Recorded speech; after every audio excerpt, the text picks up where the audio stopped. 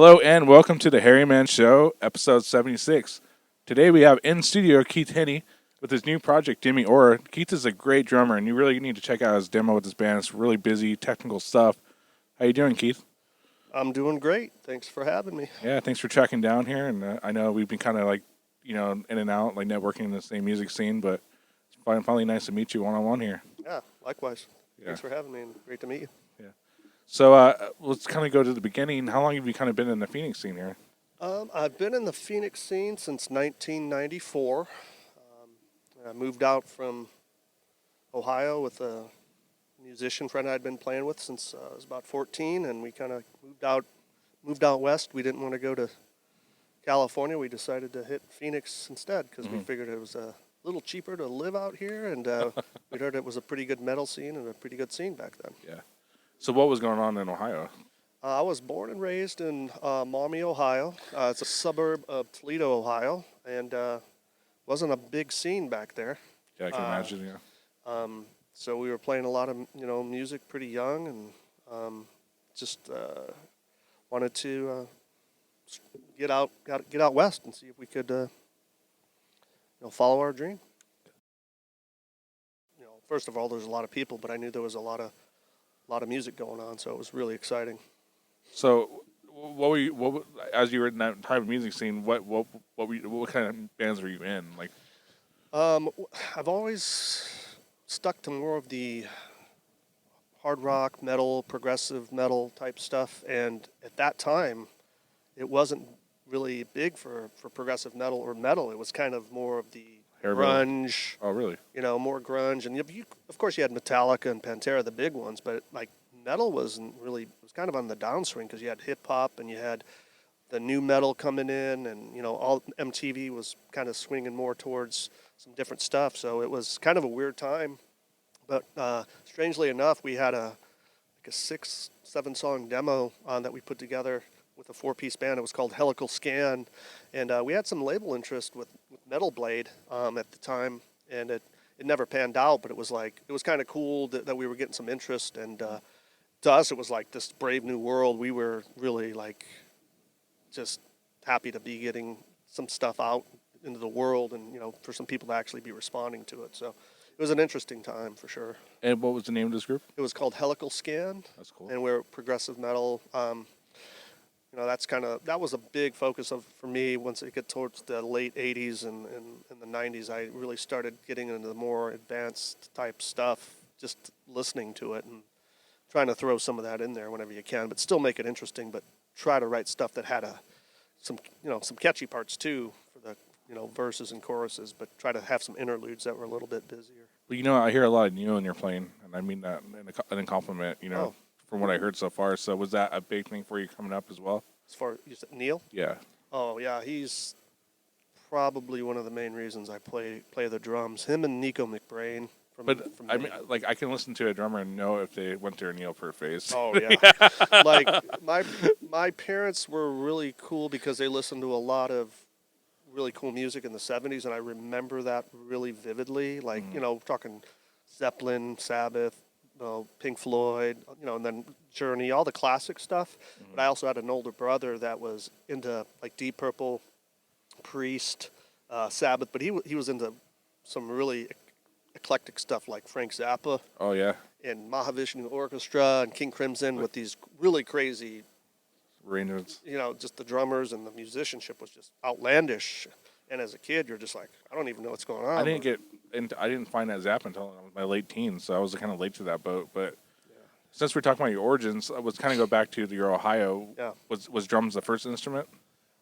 Yeah, it was the first instrument. I actually was kind of singing and doing choir and writing lyrics and stuff at a pretty young age, like maybe 8 or 9. And then I told my mom I wanted to play drums, and a lot of it was probably because my older brother was playing Rush and all this crazy stuff with these great drums. He was a musician as well? He was a guitar player, and he's the one I remember hearing all that stuff, and I just really wanted to play the drums. And I told my mom I wanted to play drums, and one day she came home with this big suitcase-looking thing. It looked like it was like a hard shell case, and it looked like a suitcase, and it was a snare drum. It was a Premier snare in this big case. And I started That's a cool mom. Yeah, God bless her, right? You know, and it had one of those little rubber silencers on it, Yeah, like, yeah. you know. And then I started in the 5th grade, I think, kind of the preliminary rudimentary stuff Uh-huh. before you go into the marching band. Yeah. So that's kind of where I started. But strangely enough, I was playing xylophone and like timpani That's good. before the snare. Before I came first chair, I was playing some of the other instruments, which was pretty cool too. Yeah. The I think melodic I think a lot more people need to dive into that these days. Because I went to school playing timpani, and I think that really did develop like a base to kind of rhythm, Yeah. skill set a little bit. Yeah, it's a little different. I mean, you have to approach it differently. But the xylophone was really cool too. Yeah. Because I'm not, when it comes to melody, that was really cool to be able to hear those different tones and stuff. So, yeah, snare, and that was kind of how I started, just playing a snare drum in the marching band. Then you just started piecing the kit together from there. Yeah, I was playing in the marching band for I think from 5th to 8th grade, and then my brothers had a band, and his drummer had a 4-piece Sparkle Ludwig kit. So I would always toy around on that in the garage, and that's kind of when I first started playing a kit, and I didn't know what I was doing. And I didn't have any formal drum set training until many, many years later. I learned a lot in the marching band, but I didn't have any formal training on the drum set. It was more just rudiments and the normal stuff you do in marching band. So that was kind of the start of it. So were you just kind of like playing with your stereo with Rush songs, and how did you do with Black Sabbath albums? And all that? Once I finally got this it was a really bad drum. It didn't even have badges on it. It was like a 5-piece blue kit. I probably overpaid for it, but I just bought it. I was so stoked to have a kit. Yeah. It was just a 5-piece kit, really crappy camber cymbals. They don't even make them anymore. Oh, I know those. Sorry. And I seriously, I think I actually have one over there somewhere just for relic purposes. But I didn't care. And basically, trying to learn Maiden, Metallica, Ozzy, and I got pretty good at just figuring it out. But I could never get my left foot going where I could keep the time. But I could do like 3 limbs pretty good. But I was just learning songs, and that's kind of how I learned the kit, self-taught at that point. And it was great because I was around a bunch of young guys that wanted to be rock stars or whatever, or just have fun, and they wanted to learn the same stuff. So it was really, really fun, man. So that's kind of how I got into the kit. So that would have been probably 6th, 7th grade. So did you get any formal lessons kit-wise at any time? Yeah, I did later, but I was around 18. Who did you study under? His name was Paul Neef Jr. He was from Toledo. He was from a music store called Durdell's. He was kind of a jazz fusion guy, but he could play anything, Latin, rock, and it changed the way I even just viewed what was possible on the drums. Was he pushing traditional grip on you? No. No? But I already knew the rudiments, but when I took lessons from him within the first couple lessons, when he showed me how you could take a paradiddle and turn that into a beat, it blew my mind. Because that was that linear thing. A lot of people do it now, but back then, I didn't know what was going on. Yeah, it's foreign. And then you got, like Neil, he did a lot of stuff that had the rudimental, where you could belt. tell, with the ride and all that. And that was always really cool. Yeah. But it still had a cool, solid beat. Yeah. But when he showed me how to do a paradiddle and turn that into a 4/4 beat, I was like, wow. Then you're doing Realized there was a lot more to it than I realized. Yeah. And then what age were you when you and your friend came to Phoenix? I would have been 21. Okay, so right about that age you were kind of developing your... I'd been taking lessons for 2 or 3 years, but obviously up until then I'd been playing in a lot of different bands and really trying to push the limits of what I thought I could do, and a lot of double bass, but not just basic metal. I was always trying to throw little syncopated stuff. Syncopation. More syncopation than odd signature. That didn't come until later because I didn't even know how to do that at that point. But I knew they were in 4/4 a lot of times, but you're just trying to mimic that stuff you hear. Do you feel like too many kids got focused on speed and kind of directness? Because I know when I was growing up, like, I love Joey Jordison. He's a big influence on me, but I remember there was a phase where all I cared about was, like, running to the moon. Yeah. I'm not a super fast drummer, in all honesty. I really respect people that can just go fast and blast and all that, but it's never been my forte. Yeah. I really think there's a lot to it, like it's technique, and I totally respect it, and I love to see that stuff because I'm not that great at it. But I've never, that hasn't really been my main goal. I've always just tried to I want to be creative and hopefully come up with my own sound Yeah. more than anything. And if I can go fast in the process, that's cool. But it hasn't been my main goal. Yeah, I think as I get older, I kind of veer away from the speed and I'm more concerned about, linear perfection. Yeah, and like I said, I mean, no, it's really cool, and I love it to death. I love heavy music. I love fast music. But for me, it's like I think at the age where it's like, to me, it's almost like it'd be better for just almost like calisthenics, right? Like Yeah. to stay in shape and like push yourself. But I don't necessarily know if I would go be in a black metal band. Yeah, But if I got an offer and I could pull it off, yeah. But it's not my main focus. I really just try to really focus on just trying to keep my chops up, I guess is the best way to put it. Yeah. You know? So, kind of jumping back into like the Phoenix, what were the main venues at the time? I know Mason Jar was a big. Mason Jar, I saw many shows there, but also there were Back on Ash, Club Rio. I remember back when I first moved here, that was still operating. Club Rio was right there on Scottsdale. It was a massive venue. It was mainly a nightclub, but they had a lot of shows there. And they tore it down ever since. But there was like a U-Haul place right there. But saw a lot of shows there. Let's see. I also used to go down to Tucson a lot for like the Rock. That was a cool venue. But the Mason Jar was the main one. There weren't any venues in North Phoenix really until Joe's Grotto, and that was late 90s. Yeah. Trying to think of what else. Boston's was really big. Boston's was really big venue. A lot of them were out in Tempe, and those like Minder Binders. There was a lot of. I moved here in like 2005, so I can't think it was like right where those places were kind of disappearing. Yeah, some of them were probably even already closed. But Boston's was really big back then. But if I had to pick one, it would be the Mason Jar. Even how small it is, saw a lot of shows there. Played a lot of shows. Who'd you see? It was memorable. Death. Really? With Gene Hoagland. Oh man, that must have been crazy. It was on the. And the guitar player was still alive at the time, Symbolic. right? Yeah. It was on the Symbolic tour. So it would have been the second to last album they did. And Gene Hoagland, I don't know if you've seen him. He's a pretty big dude. Yeah, he was. He's a little slimmer now these days. But I'm talking tall. He's like 6'3". Yeah. And I remember him walking towards me, and he had a cane. He wears the big boots. He had a cane, and he might have hurt himself or something. But he was walking at me, and he had sunglasses on, and I was trying to get his attention, and I don't know if he could see me, and I just had to get out of his way. But I'll never forget it because he had a artillery shell on the front of his kit, like a cymbal, mounted sideways, like a spent shell, and like a boat propeller. And he would play them like cymbals, and then they had these rafters, and he was literally playing fills in between the fills on the rafters. What? It was the strangest thing, but it's Gene Hoagland. Yeah. And he's just the monster on the kit. You want to talk about chops? That guy is, as far as heavy drummers, I mean, I love, because he's tasteful. Yeah. And he's also got the speed. But that was one of the more memorable ones. But Cynic. Oh, okay. On the Focus tour, we actually videotaped the entire set, which I have that. He recently passed away a couple of years ago. Sean Reiner, yeah.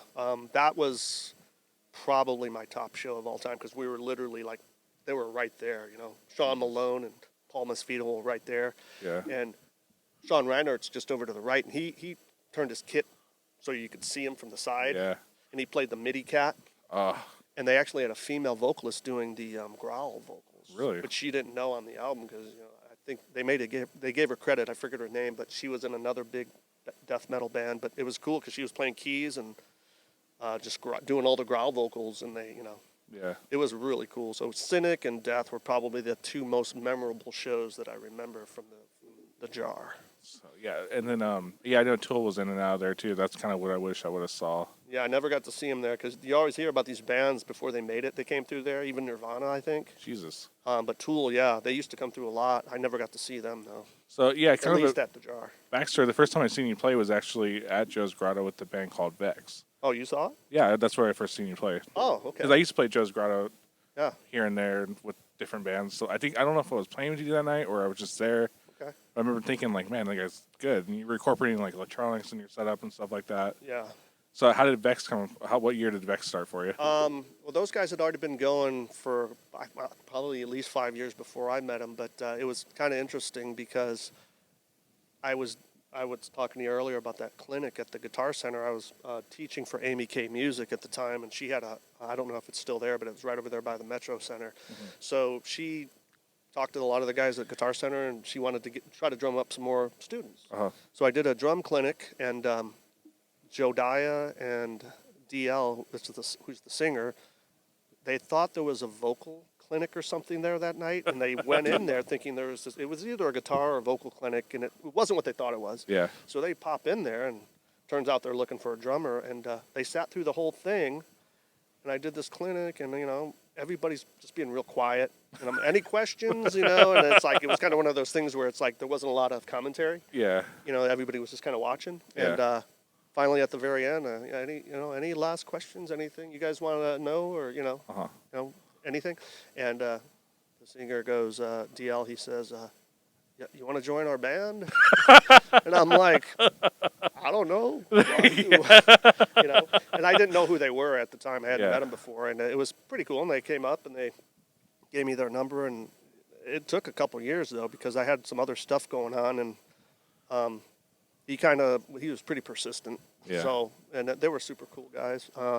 And finally, it was about 2 years later, I finally ended up saying yes. But I had like 2 or 3 other things going on at the time, and I was like, it's not really that I don't want to do it, but it was just getting spread too thin. Yeah. Yeah.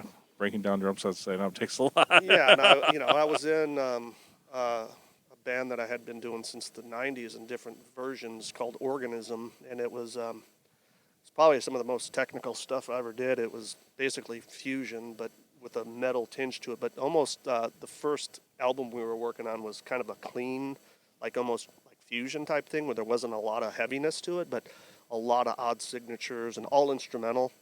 And it was really fun. It was just, I knew there wasn't a big market for it, but we actually played a lot of shows, and we actually were pretty well received around town, surprisingly, because that's not easy to do when you're instrumental. But so I was doing that pretty heavily, and I was in another band with a guy called Slate that was kind of progressive metal. And but at some point, the stuff either fizzles out or you get more time, and I really enjoyed doing it. We did a lot of cool gigs, and it was really enjoyable. We played a lot of really cool venues and all sorts of stuff. So yeah, those guys are great.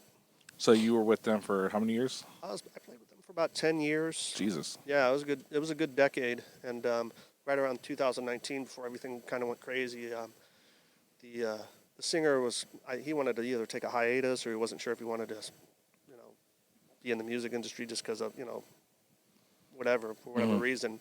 And so it wasn't like the end or anything.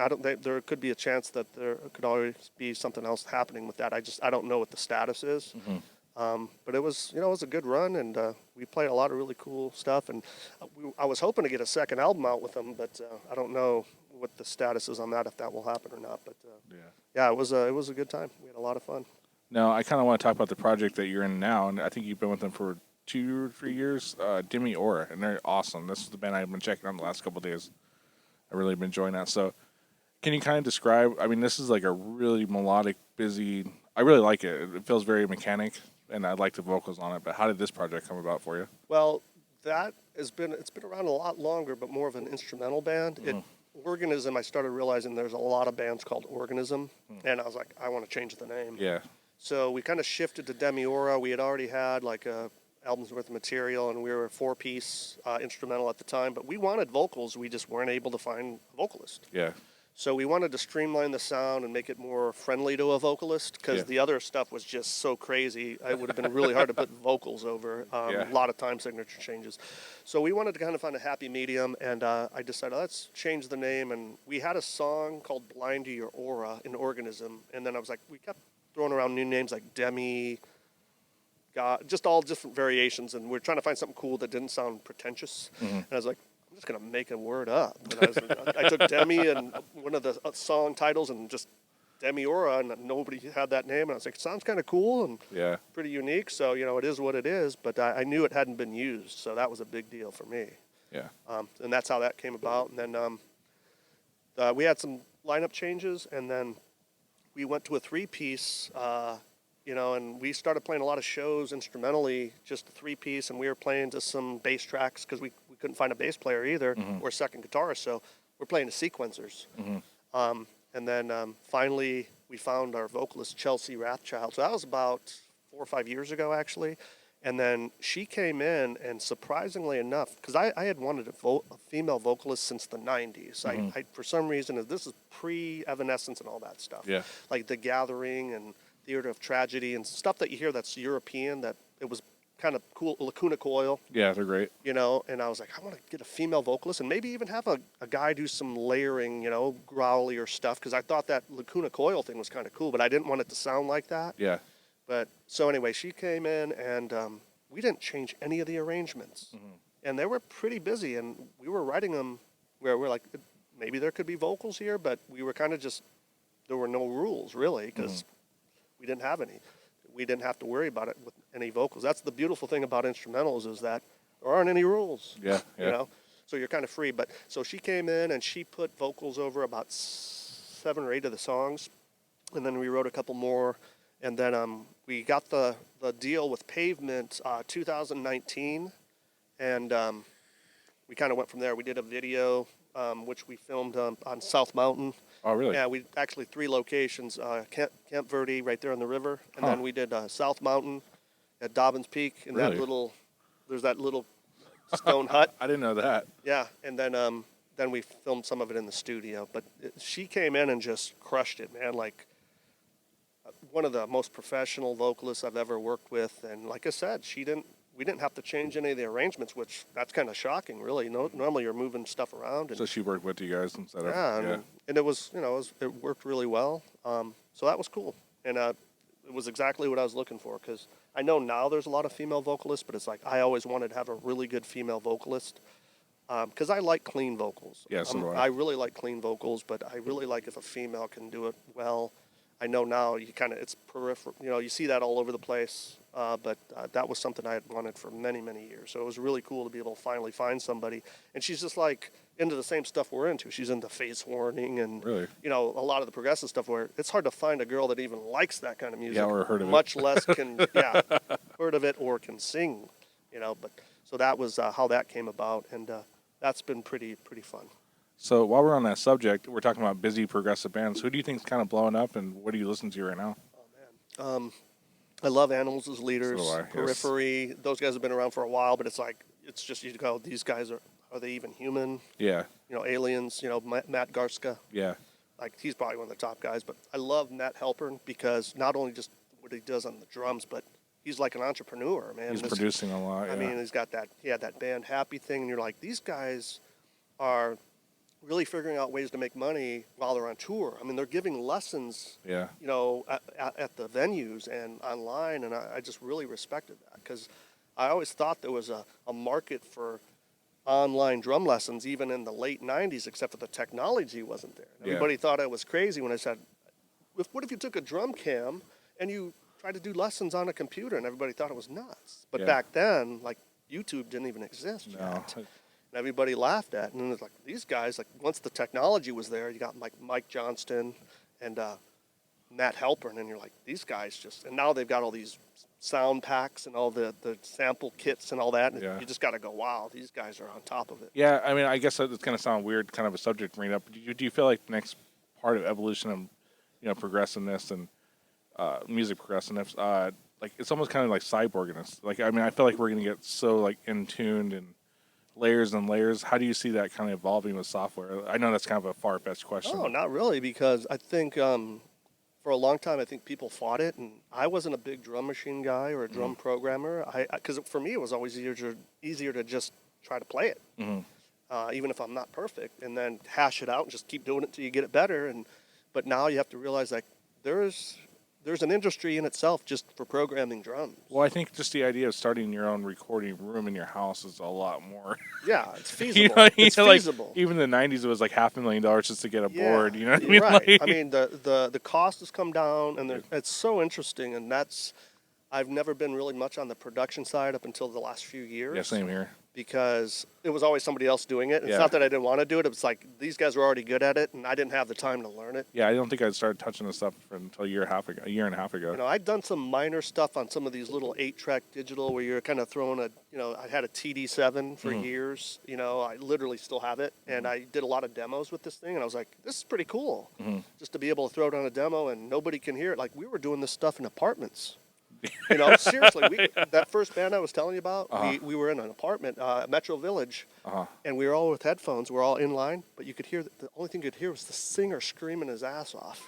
So the neighbors probably thought somebody was getting murdered over there. Yeah. And so it was kind of ridiculous, but we made it work. Yeah. And we submitted that demo to Metal Blade, and Brian Slagle actually hand wrote a letter back to us. Really? He wanted to hear more material. I'm like, must not sound too bad. No. Because if he didn't think it sounded at least decent, he's not even going to waste his time. Yeah. So I guess what my question is, do you think it's a good thing for everyone to have access to like that stuff, like plugins, etc.? Like, yeah. So you think it's actually a good thing that if everyone have a room in the house that when they went to? Yeah. I mean, I guess if I could give anybody advice coming up now, because it's so different than when we were growing up.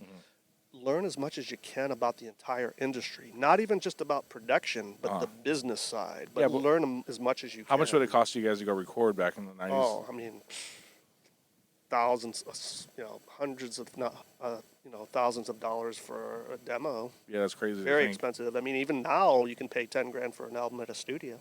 Yeah, but you can also start your own little home studio for $10,000. Right. But, there's some great studios out there, and you can get a great sound. And if you have the cash and you just want to go in there and not worry about respectively, And having someone that has an ear to help you, I think is where the value really is. Right. So it's like at the end of the day, I think there's a lot of value in learning it at your own pace and having at least a cursory knowledge of it, because why not? It's not going to hurt anything. No. And the stuff's a lot cheaper than it was. Yeah. So you can get a really good product.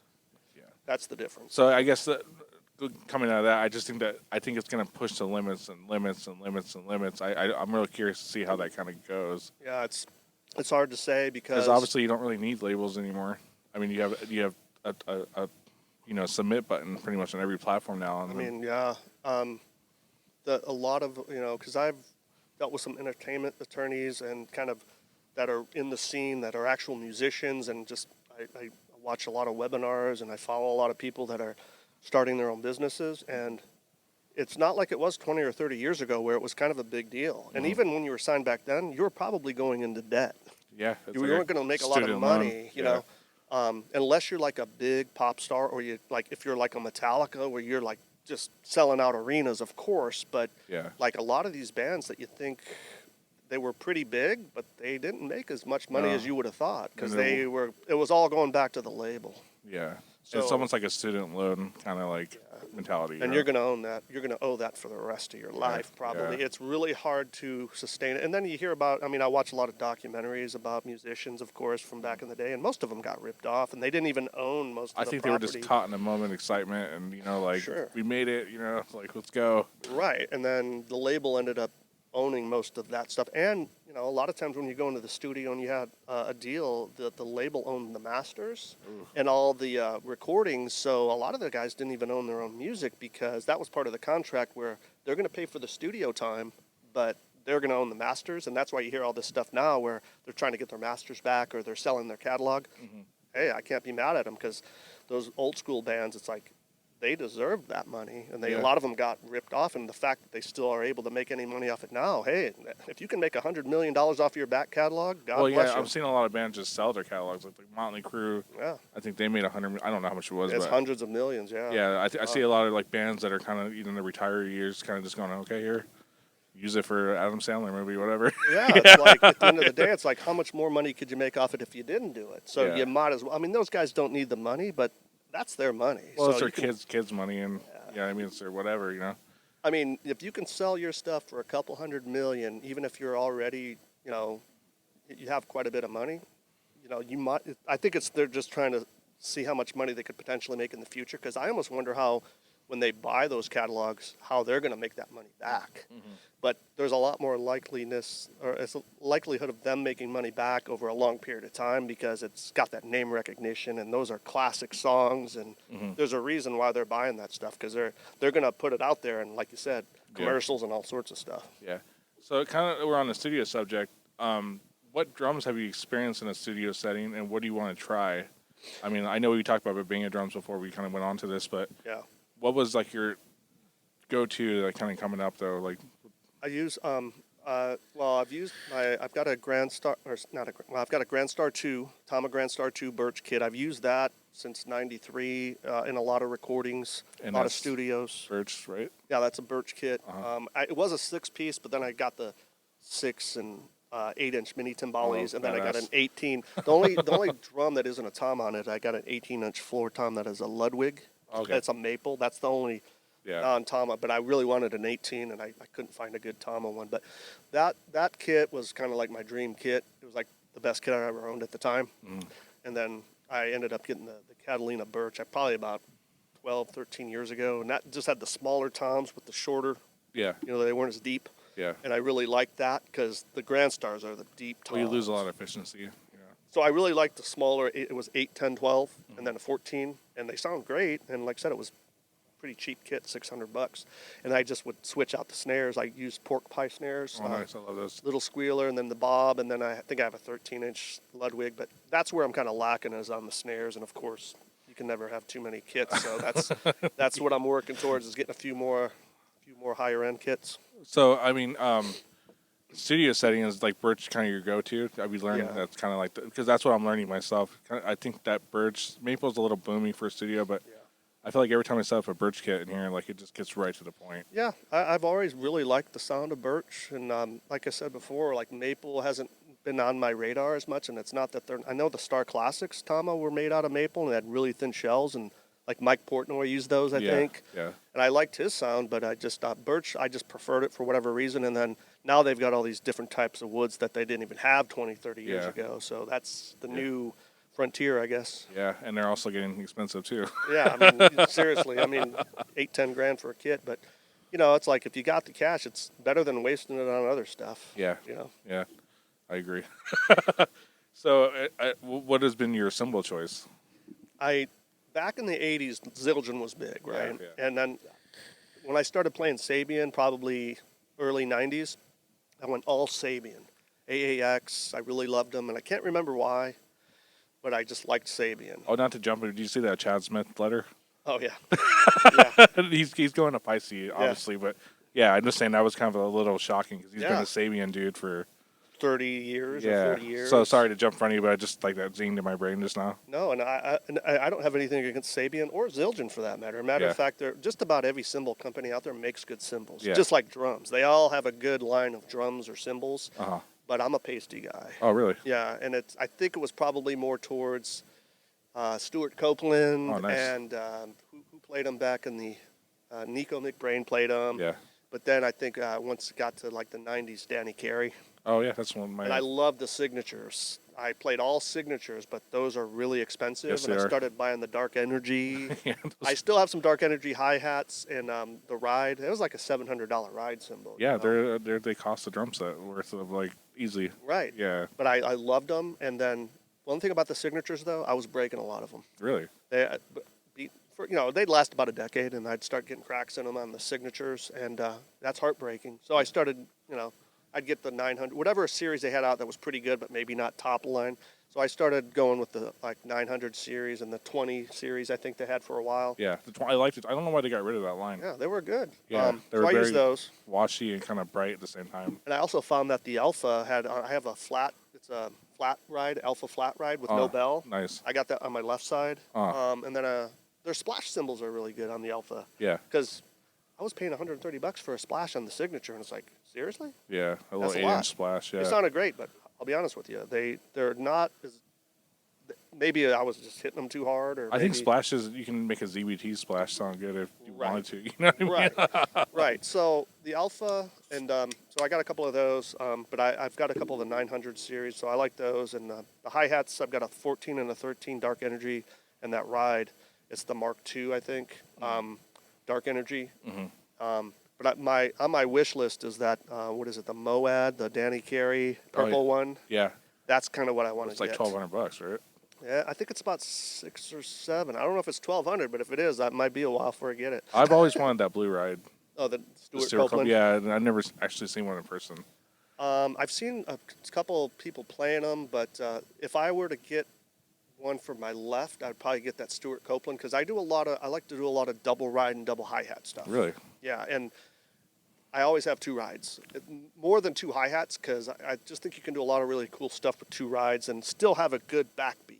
What influenced that for you? Was it just more of like Probably Sean Reinert, and the first time I ever saw it though was I really liked Scott Rockenfield back in the day, and he did a lot of cool stuff. And I remember Queensryche, right? Queensryche, yeah. And I think it was Eyes of a Stranger. He was doing this double China and this double ride thing at the end, or as a matter of fact, it's the beginning and the end, and I thought that was really cool. And then when Sean Reinert came out, I think when he played on the Human album with Death, you could hear he's doing some crazy stuff there. But I always like to do a solid double kick with a snare, but do some cool patterns with both your hands and not necessarily match your feet, but it kind of, to me, it made it more interesting, and you could kind of put some cool accents in there and still have a cool double kick with a solid snare, and I really liked doing that. And I would say if there's anybody that I saw do it most, it was probably Sean Reinert when Focus came out, the Cynic album.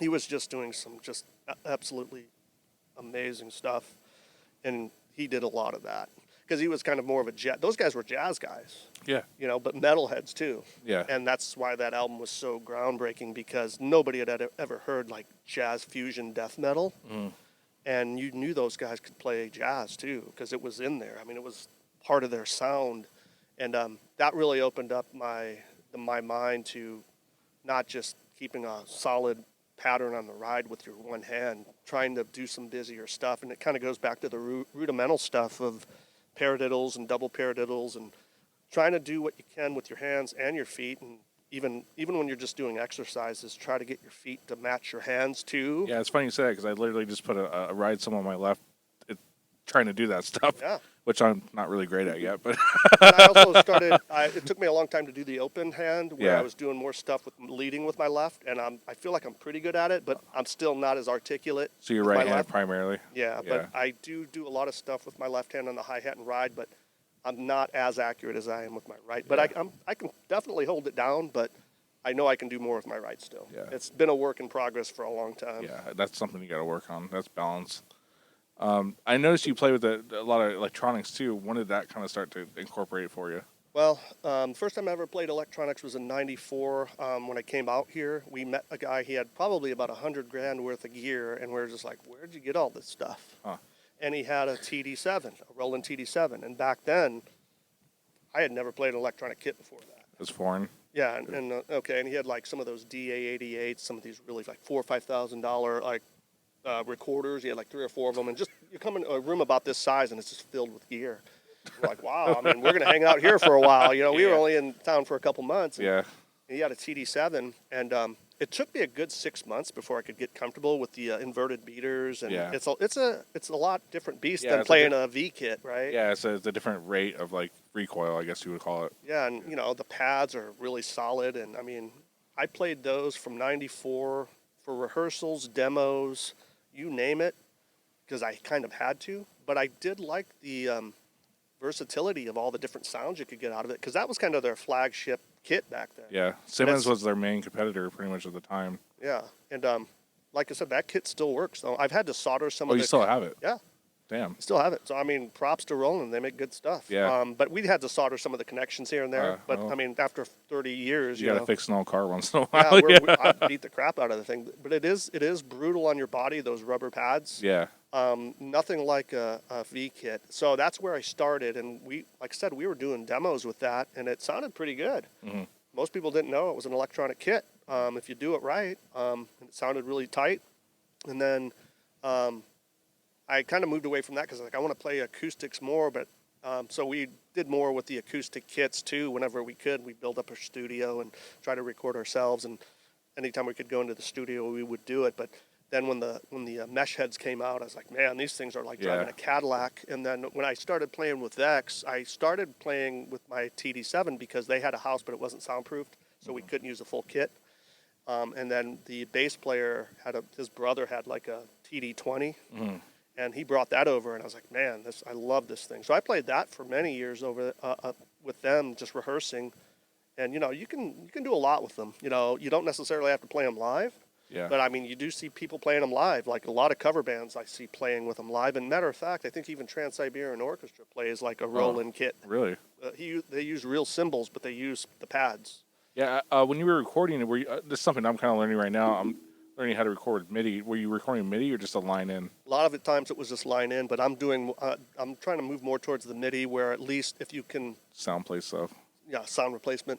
So the beautiful thing about that is you can make it sound like whatever you want after the fact. Yeah. You're still playing it. As you mentioned, Matt Halpern, like he's got some Get Good drums. That's like the one I want to try out Get here. Good now. drums, yeah. That's Nolly, I think, is helping him with that, the bass player. Yeah.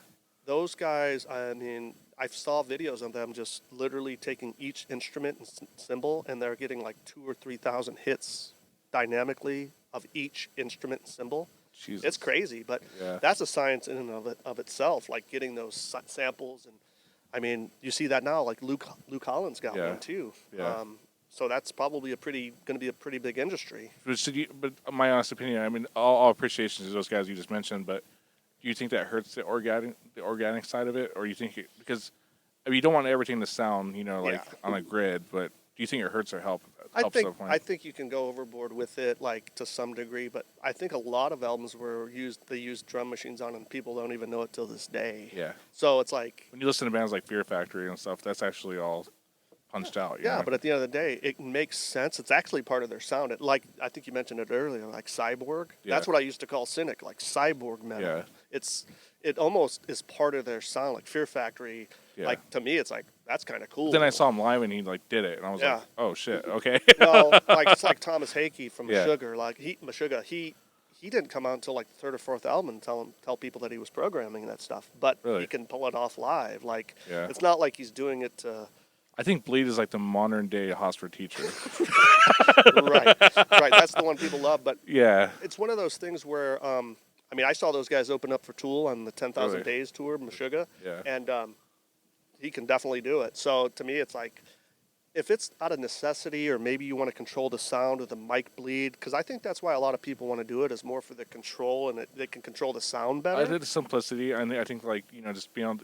I think it's easy to spend more time behind your laptop or console, whatever, than you are behind your drums. Right.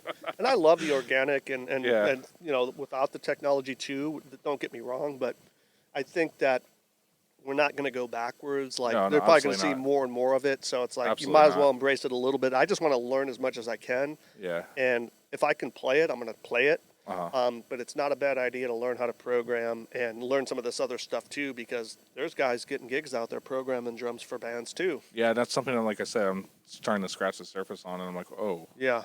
I've got Superior Drummer 3, and then so I'm trying to learn that, but I honestly enjoy just hashing it out more personally. Yeah. But I get there is a place for it, and if I were to tell myself, I probably would have learned this stuff sooner. Yeah. Really. I'm in the same boat there. And it's at the end of the day, I mean, I got the rest of my life to figure it out. So no worries. Yeah.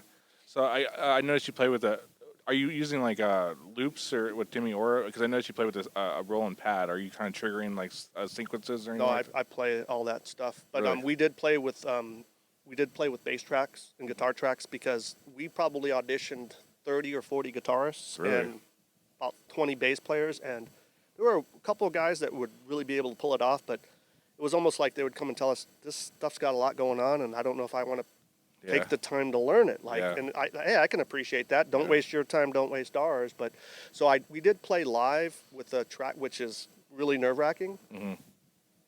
Can't miss a note. Yeah, that's like driving a limousine and not seeing what's behind you. But the party's in the back. Right. But a lot of bands do it now, and I know some people don't like it, but it's like we did it out of necessity. Man. I like it for the sake of rehearsal, because like I do and don't, because I can sit here for 4 hours and practice the set over and over and over and over again, and it's going to be like exactly. But at the same time, you're not really playing with the crowd. You're playing with your machine. You know what I mean? Right.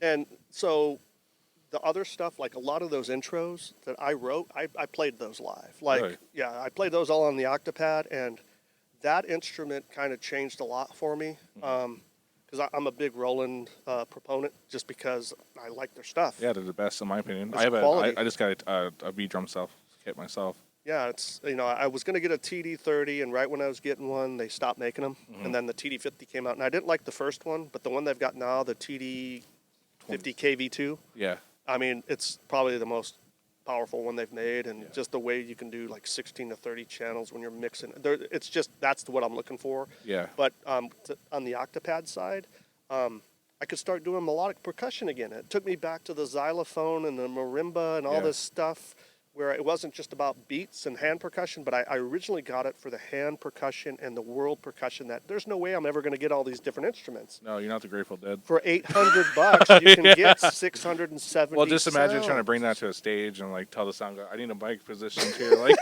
Like, it would be great. Like, if I ever come into a bunch of money, yeah, I probably will buy one of all of those things. Yeah. But for the Octopad, like, I've gotten a lot of compliments on it. Like with guys I was playing in with a cover band, we were doing an acoustic gig.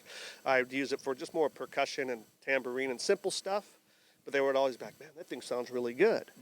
And I just started writing all these pieces, and it was really fun for me because I'm like, I'm not even writing drum beats. These are things that a drummer might be able to appreciate.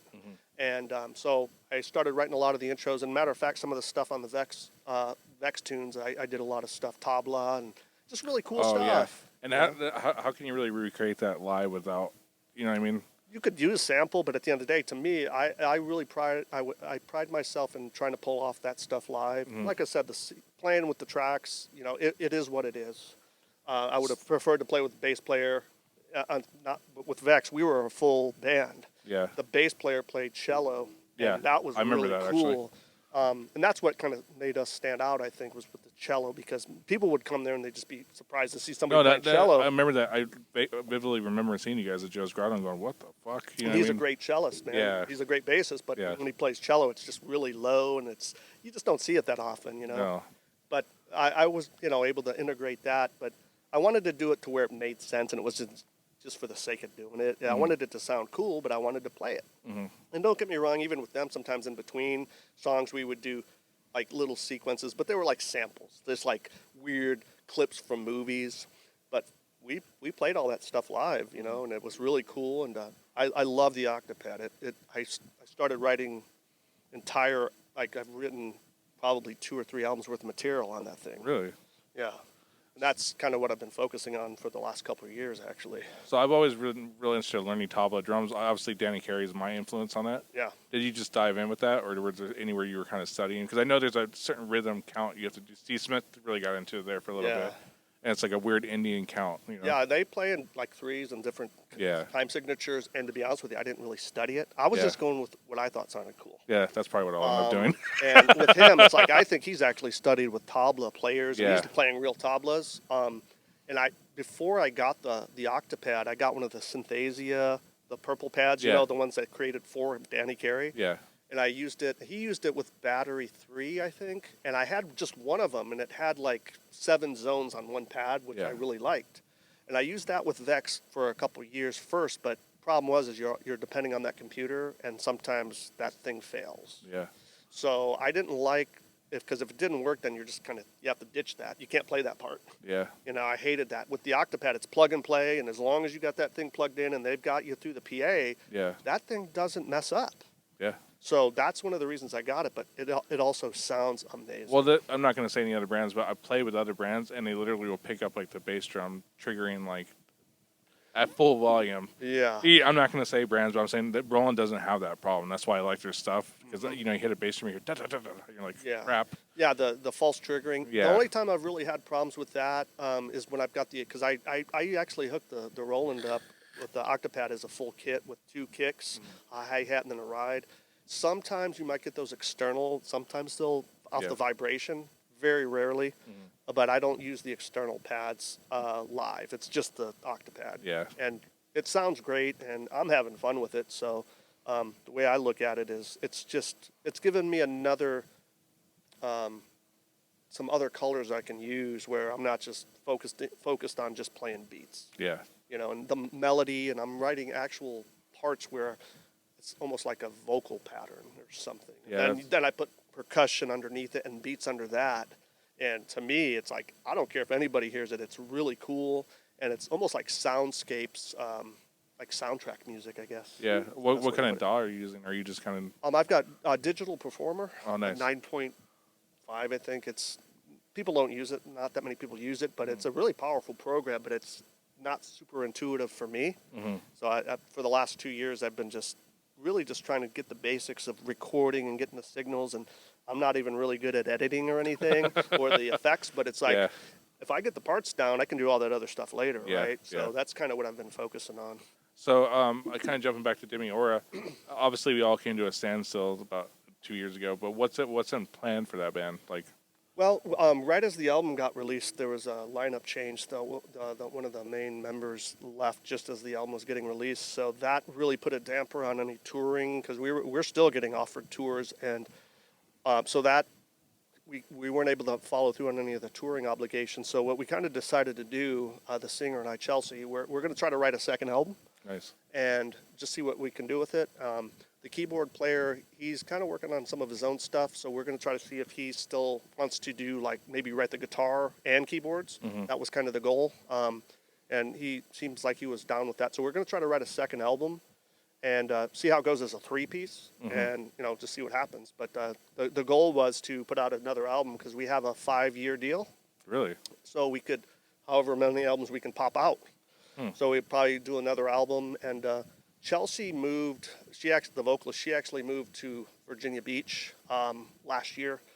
But in this day and age, it's like, to me, that's not necessarily a bad thing, because you can write albums and do entire albums. Some of these bands that are doing it are entirely different countries and stuff. I mean, they literally live states away. Right. So we weren't too worried about that. And Jonathan just moved up to Flagstaff. So everybody's a little bit spread out now, but we're like, if we can do the file thing, the sky's the limit. So if you guys do put a tour together, is it going to be national or international?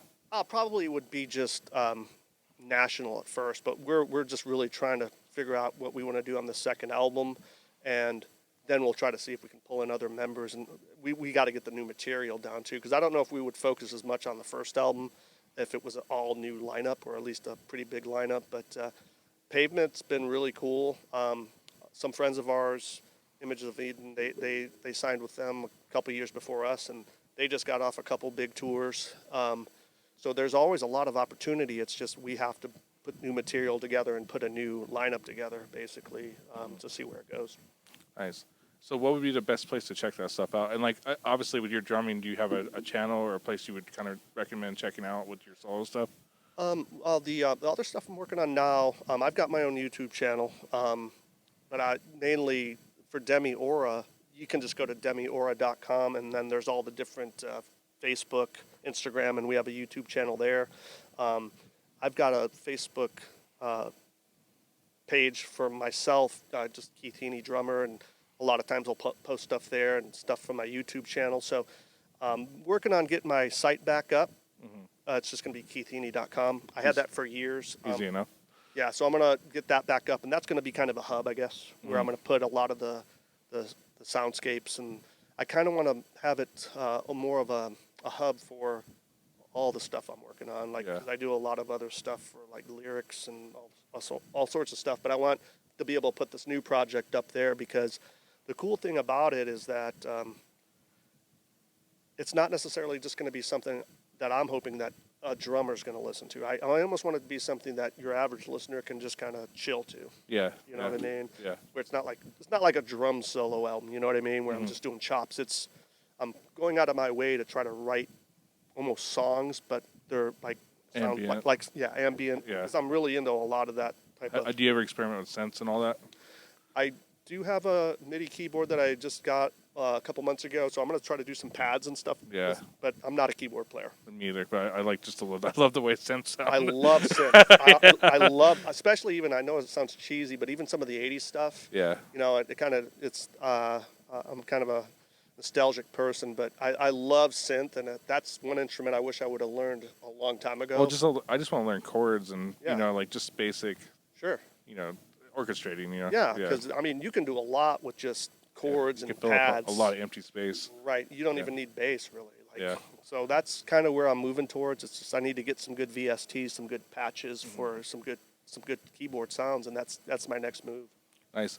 So I wanted to ask you. I know you've been in the Phoenix scene, but who would you recommend checking out that you've networked through the years? What are some good drummers you'd like to call out that you're friends with here? Locally? Yeah. Oh, there's a lot of them. There's so many great just players out I here. noticed you were in a Phoenix area drummer's hat, and Yeah. those are all great guys. Yeah, man. And I've heard like a lot of compliments from guys from different cities that are in that group, and they said there's nothing like that in any other city. Yeah, I mean, you've got guys like Todd Suckerman and these big Yeah. drummers that are in there, and they do clinics out here. And Need a favor, want to do a favor. You know, like Nat and he put that group together, I think. He's been on the show. And he's a super nice guy. he's a great guy. He plays all over the place, and I think I've done some gigs with him when he was in Whiskey Six and some other bands. Yeah. But anyway, yeah, so that's a great group. But as far as local drummers, Mundo. Yeah, of course. I mean, I've seen that guy since he was in Bionic Jive. Yeah, and yeah. He's got stage presence for miles and for When days. I first saw him, he was in Bionic Jive, and I was friends with James because I worked with James as a guitar player at the time. But he was wearing that mask, and he Guy was like, faux mask? Yeah, he was standing on his drums. And I was like, Jesus, Yeah, just dude. the fact that he had that mask on, I was like, that cool. That Yeah. guy's And badass. he's pouring sweat. He's on top of his drums. Like you could tell, like he's Yeah, seen his it, and stage he's- presence. I was like, man, that's what I want to see. He's an Yeah. entertainer, but not only that, he's a badass on the drums. So Yeah. Mundo, I really dig Michael Olson, okay. Animus Complex. I Yeah. think he's in Vector and Heard a little bit of great Warhead. stuff. This guy's a machine, and I'm a really big fan because it's progressive, metal. But I love everything those guys do. I've pretty much followed every album of theirs, and I love all of the new musicians in that band. I love their style.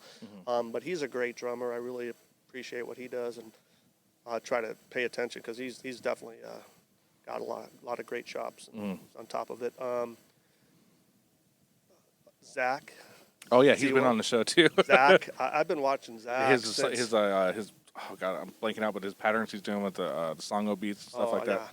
That he's like getting better and better Oh, and yeah. better. Like I see that. Yeah, I think he was studying with Brett Fredrickson, oh yeah, and bummer. that guy's a monster. He was a monster. The bummer he passed away is what I mean. But Yeah. like yeah, that was kind of a shock for everybody too. Yeah, and I remember seeing him way back in the day at the Guitar Center drum off. Him Yeah. and I think it was Dave Small. They did this thing at the end of the drum off where they got on these V Dave kits. Small was in the F5, right? That's right. Yes. They were going back and forth on this V kit for like 20 minutes after the drum off, and everybody's jaw was just dropped. Man. yeah.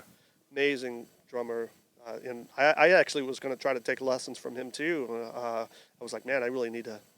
Been a long time since I'd taken any lessons, and I was kind of wanting to do that. But unfortunately, he passed. Zach Seawell.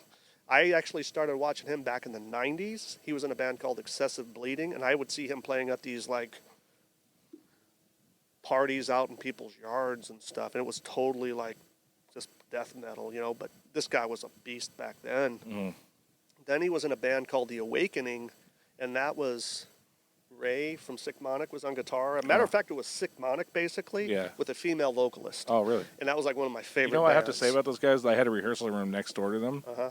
They were never not in there practicing. Oh, those guys are great. No, I mean, Monic. I'm serious. I would get there just sneak in there before the band get in there, and they would be still just shredding for like Yeah. 6 hours. I'm like, That's when I really started following not only Zach but all those guys, like the Awakening. And Joy was the vocalist. I really loved them. I used to go to Joe's or wherever they were playing. Man, that was like I'd follow them around like a groupie or whatever.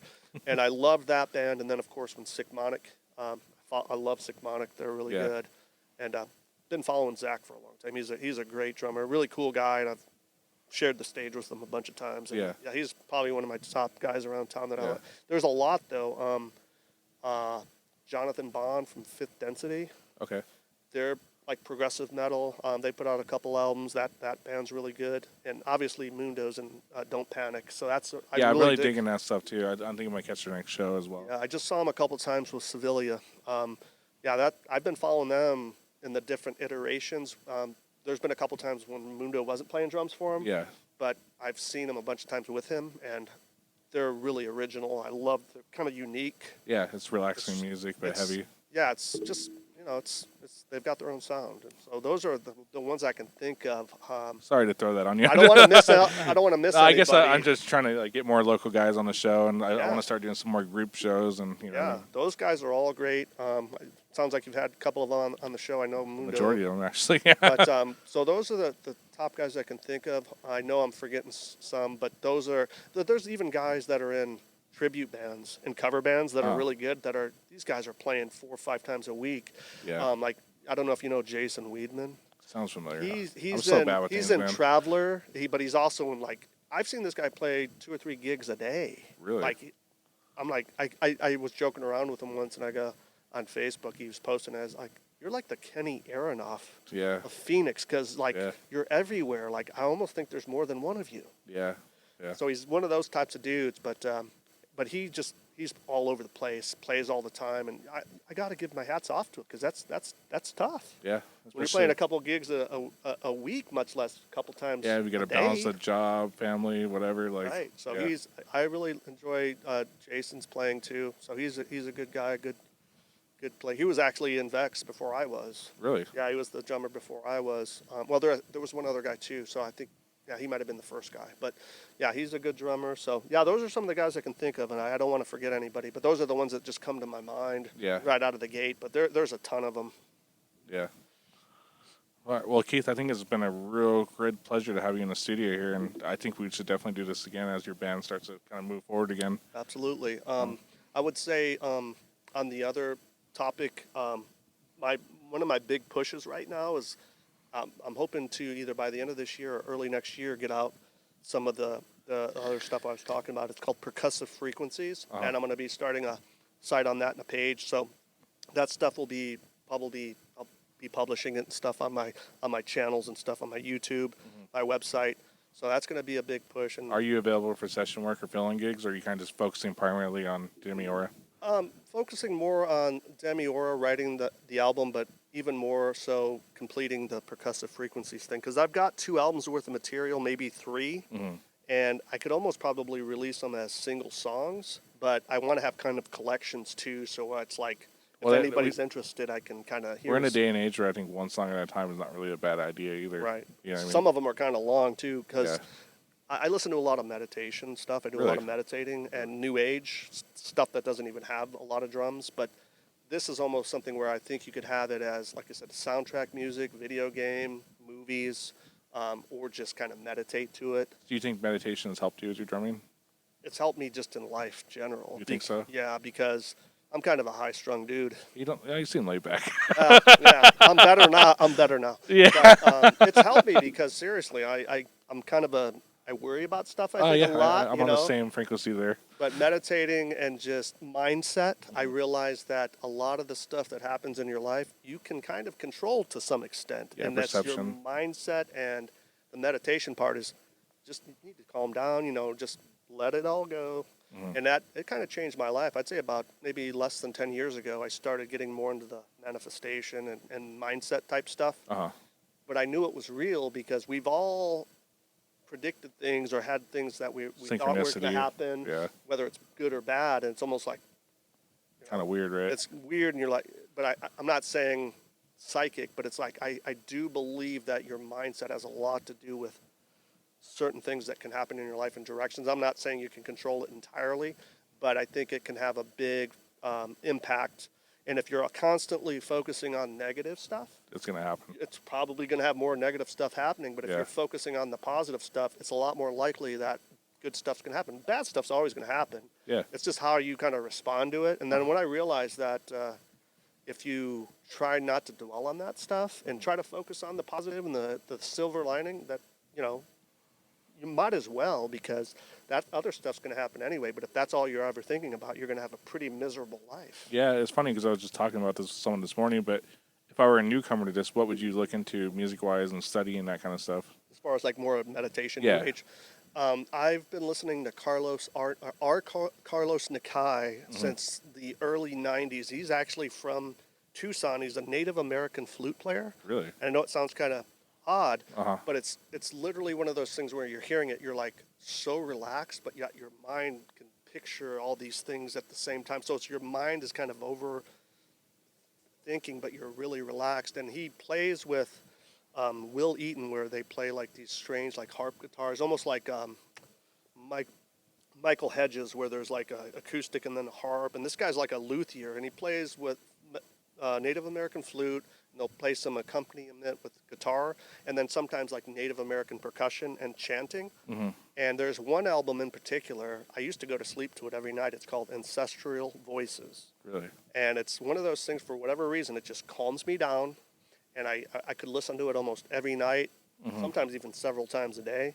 And it was just really relaxing. So that, if there was any album I could recommend, that would be the one. And I'm sure if you go to any of the streaming services, you can find it. But it's R. Carlos Nakai.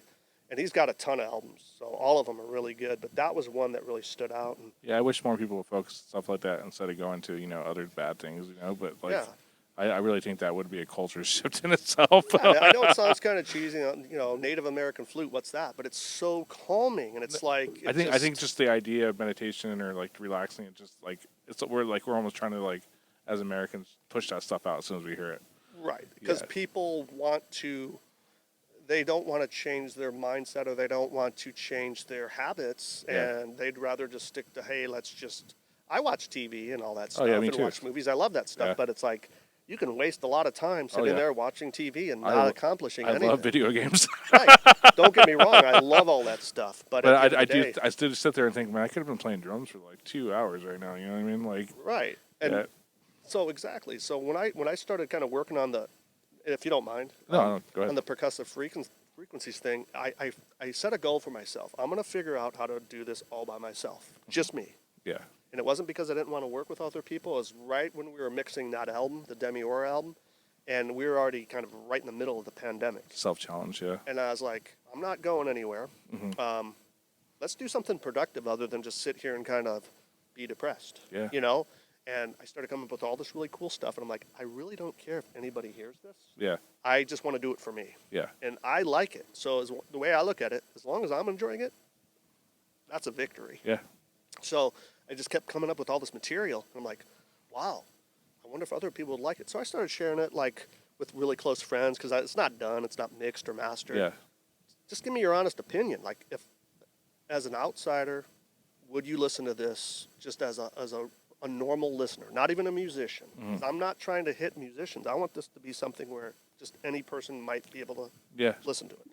So that kind of really helped me get through that whole thing, and I got a lot of material out of it. And to me, I was like, that's the silver lining in this whole thing, is that I pushed myself to finally start doing this stuff that I was putting off for all those years, Acceptance and kind of, because a lot of times everybody else was the one engineering these albums, and I didn't learn as much as I wanted to, or Yeah. it was like, hey, let's get it done. So that was kind of a really cool thing for me, and I've got the rest of my life to figure it out. So it's like, I'm just going to keep trying to get better at it, and even if it's just for me to do my own thing, and if it's just for me to hear, Yeah. to me, that'll be fine. But I wanted to get it out there, and it's really important to me. But it was more of I did this by myself, really kind of thing. So Yeah, I think that's what a lot of people try to replace I think as humans, we're supposed to breathe and accept and think, but I think we just mask it with, like, fast food, blah, blah, blah. Yeah. Like, I mean, it's easy to get caught up in. and right? I'm a hypocrite, Right. Yep, I'm not perfect, but Right. I do truly believe that I want to learn, because I can sit there and practice on for a week, and as soon as the red light comes on, Oh yeah. I'm a train wreck. Oh, Like, yeah. You know what? Not many people talk about that. And Yeah. I will talk about somebody that I really, really respect now. That I don't know if you know him, but you ever heard of Craig Blundell?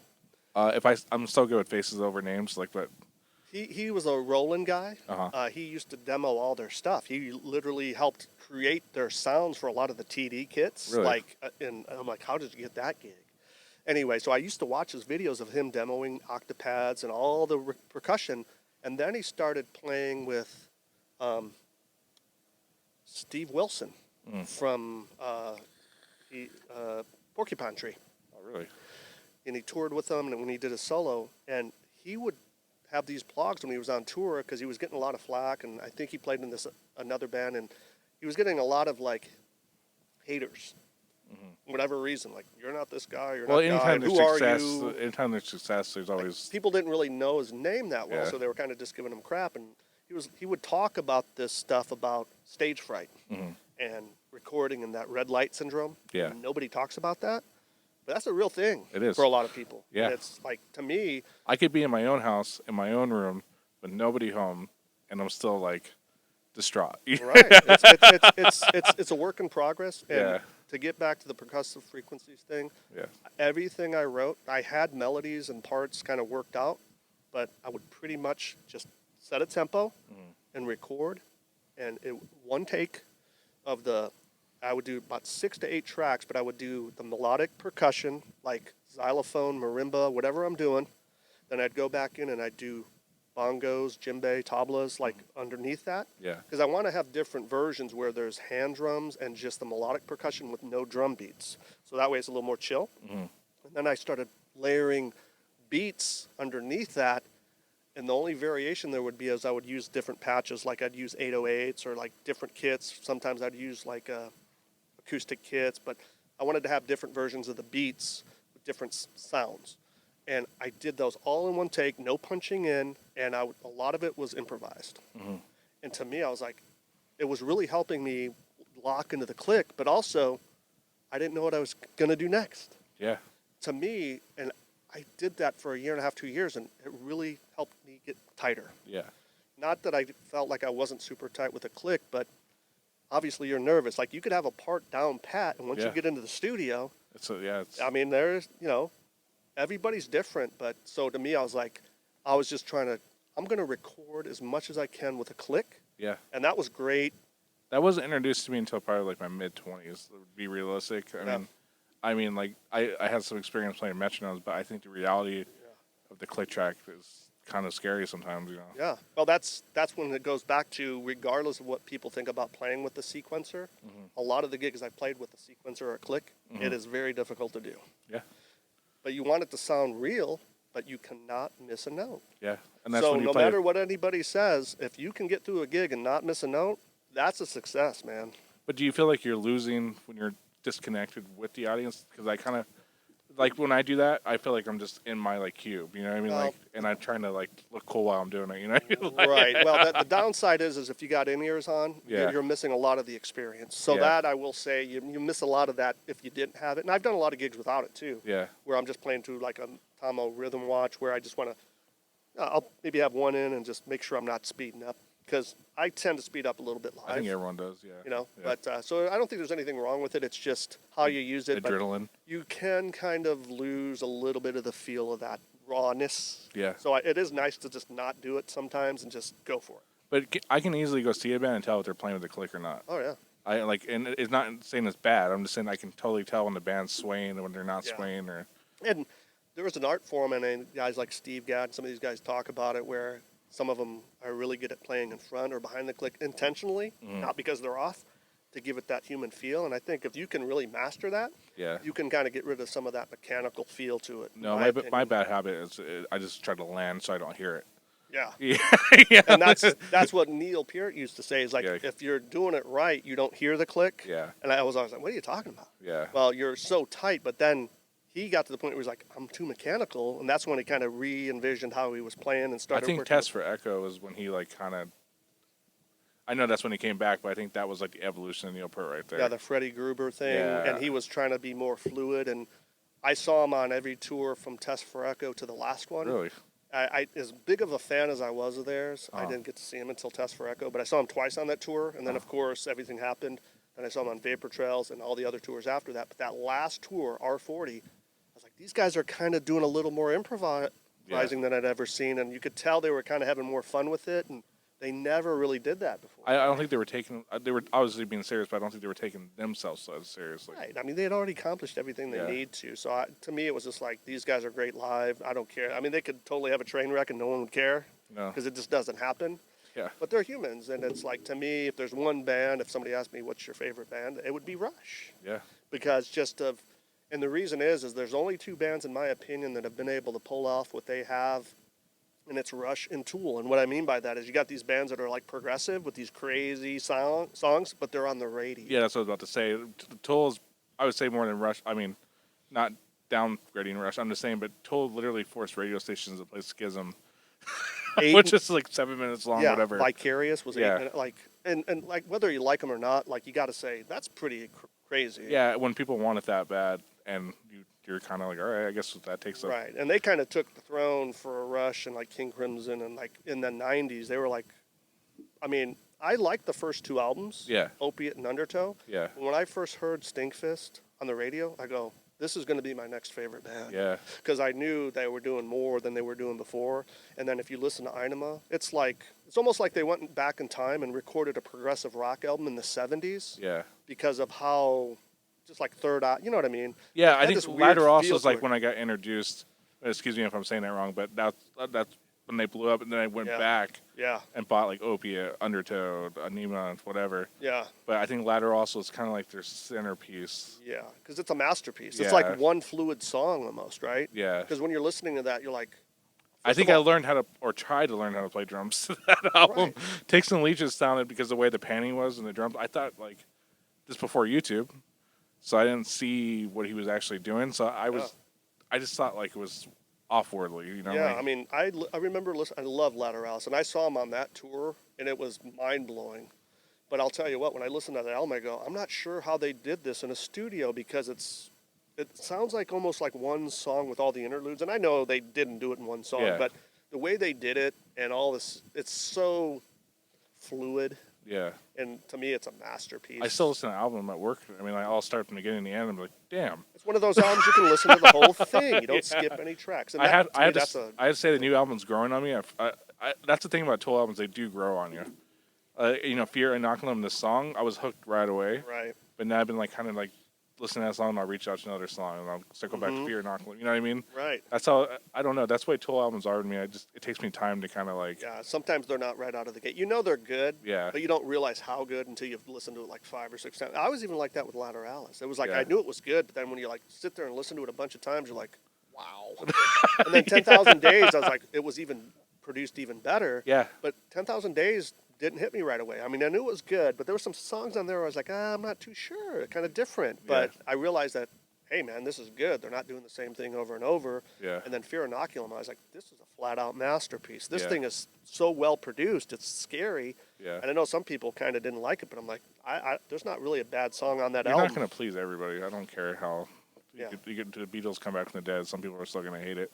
Right. And with Tool, like I said, I don't care if you like them or not, but look what they've accomplished. Yeah. And they're doing some pretty progressive stuff. And to me, it's like, there's not many bands, and that's, like I said, I know I said Rush and Tool, but it's like, if you look back, how many bands were progressive rock that are on the radio, and those are the only 2 I can think of other than like Genesis and maybe Pink Floyd. Yeah. And their stuff wasn't even quite as crazy as that. Well, I just wish Danny Carey would push out more content so you can know. visually see. But I think that would take away from Mystique. I think that's what they're trying to do. And they're really big on that mystique. And, Yeah. and to be honest with you, There's a big first video I've watched 1,000 times. I know you've seen it. I can't say it right. Numa? Yeah. Oh, when he's playing the drum camp? Yeah, and it's like all nicely produced, and like you see it, and you're like, That's a master class, man. yeah. I just like, why can't I have like the whole album like that? Like, I watched the reaction videos to that. People watching Yeah, that, yeah. and just watching him do it is amazing. But they've been filming a lot of tours since Lateralis, and I know they have the videos, Yeah. live videos, but they probably won't put it out for who knows, maybe forever. But maybe they want to keep that mystique. But man, if they put out a DVD, they would sell those things like hotcakes, man. yeah, and then even looking behind him, he has all those Moogs and those racks, and you're just like, what is that? Did you see him on the last tour? No, I have never seen Tool live. Oh man, Yeah. if you get a chance, you will not be disappointed. Their laser light shows it rivals Pink Floyd. Yeah, I say they're more of a modern / Pink Floyd Rush. I think it's the closest thing you're really gonna get. Their light show is incredible. Yeah. Just their whole show is incredible. I mean, you're not really watching those guys. Mm-hmm. You're watching the multimedia. Their stage is a screen sometimes, Mm-hmm. the back, and then of course the lasers. But yeah, if you ever get a chance, man, you won't be disappointed. And I'm sure I think they're going to put out an album a lot sooner this next time. Yeah, Danny was saying something about how they already have like a catalog kind of brewing. That'd be cool. I'll buy it. Well, Keith, I think we went over a lot of stuff today, and it was fun. I think we're going to do this again. I Sure. hope so. Yeah, I'd love to. Thanks for having me, and hopefully I wasn't rambling too much. No, I think we were equally rambling. I love to talk drums, man. So anytime, Yeah. I'd love to do it. Yeah, like I said, I'll have you on. We're going to push, like you said, check out your website, Keith Heaney, right?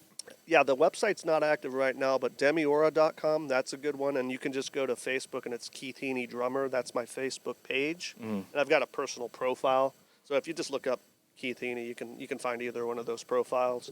But the website will be up and running later this year once I get more content from the other project I was talking about. Good. Well, once again, thank you. This was fun. Yeah, no worries, man. Thank you.